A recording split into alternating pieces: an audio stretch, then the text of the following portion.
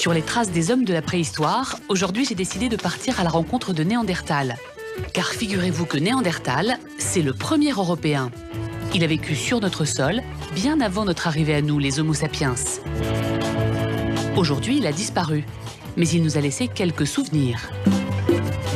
C'est un homme d'une autre espèce que la nôtre, plus trapu et plus massif.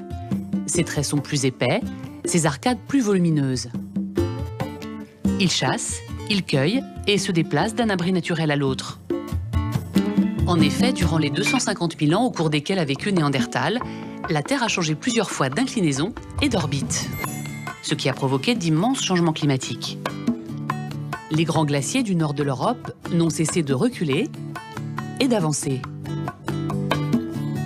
Le niveau de la mer, lui aussi, a beaucoup changé. 30 000 ans avant notre ère, on pouvait même rejoindre l'Angleterre à pied. Les archéologues ont pu restituer la faune et la flore de l'époque. En période tempérée, l'essentiel du territoire, ce sont des feuillus et des conifères. Néandertal cohabite alors avec des cerfs, des sangliers ou encore des chevreuils. Pendant les périodes glaciaires, la forêt laisse place à la steppe, habitée par le renne, le rhinocéros laineux ou encore le mammouth. Néandertal, lui, s'adapte à ces bouleversements.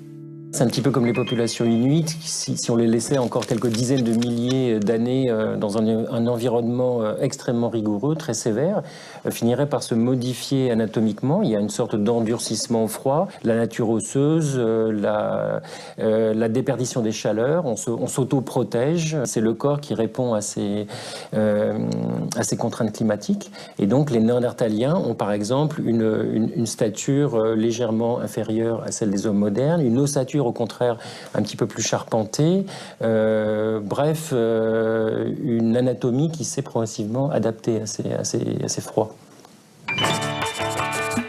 Néandertal a donc dû s'adapter à un monde changeant. Mais comment faisait-il pour s'attaquer, avec juste quelques silex taillés, à des bêtes aussi féroces que les rhinocéros ou les mammouths?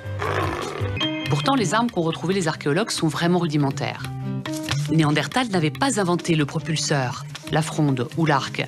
C'était donc très dangereux pour lui, car il devait s'approcher très près de la bête.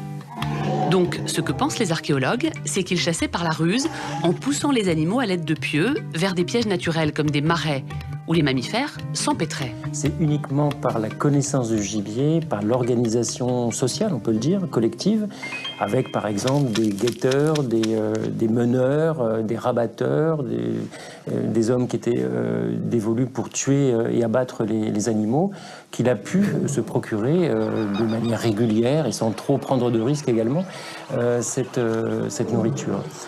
Et je dis sans trop prendre de risques, parce que aller vous attaquer un troupeau de bisons en vous organisant dans l'après-midi, ça ne s'improvise pas. Donc ça suppose des connaissances techniques, environnementales, éthologiques, c'est-à-dire liées aux habitudes du gibier, mais aussi une vraie organisation pour éviter la prise de risque minimum et pour un résultat maximum.